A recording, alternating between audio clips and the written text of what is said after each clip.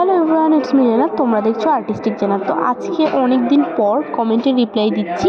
ব্যস্ততার মধ্যে পড়ে কমেন্টের রিপ্লাই দেওয়া হয় না, তো কমেন্টের রিপ্লাই অনুযায়ী আজকে আমি আঁকবো একটি স্ট্রবেরির ইমোজি।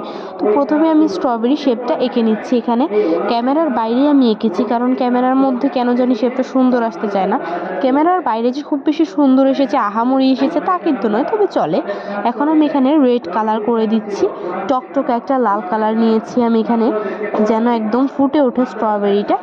তো এখানে স্ট্রবেরিটা আমি ফুটানোর জন্য লাল কালারটাকে একটু সুন্দরভাবে ফিনিশ করে একটার উপরে 2-3 লেয়ার করে দিচ্ছিলাম, যেন এটা বেশি লাল টকটকে হয়। আর এখানে দিচ্ছিলাম আমি সবুজ কালার, যেন এটাকে বেশি ফুটন্তভাবে দেখা যায়। আর হ্যাঁ, ভয়েস ওভারে আজকে একটু সমস্যা হতেই পারে, কারণ আজকে পবিত্র শবে বরাত। তো যাই হোক, কথা বলতে বলতে আমি এখানে স্ট্রবেরিটা এঁকে ফেলেছি। আজকে আমি স্ট্রবেরি বিচিগুলো দেবো হচ্ছে সাদা কালার দিয়ে। সাধারণত হলুদ কালার দিয়ে আমি আগের বার দিয়েছিলাম আর দিয়ে থাকি। তো এখানে আমি সাদা কালার দিয়ে স্ট্রবেরি এই ছোট ছোট বিচিগুলোকে, দানাগুলোকে দিয়ে দিচ্ছি।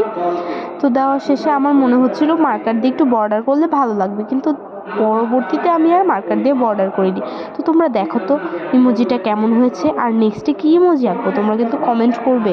আর হ্যাঁ, তোমাদের কিন্তু একটা ইজি উপায়ে ভালো একটা রুম সাজানোর জিনিস কিন্তু আমার ইউটিউব চ্যানেলে আপলোড হয়ে গেছে। তোমরা তাড়াতাড়ি দেখে আসো এবং আমার ইউটিউব চ্যানেলটাকে সাবস্ক্রাইব করে দাও। আর হ্যাঁ, নেক্সটে কী আঁকবো তোমরা অবশ্যই কমেন্টে জানাবে, খুব তাড়াতাড়ি গিয়ে কমেন্ট করো। এবং দেখো এই স্ট্রবেরিটা কেমন হয়েছে। তো সবাই ভালো থাকবা আর আমার আইডিটাকে ফলো দিয়ে রাখবা।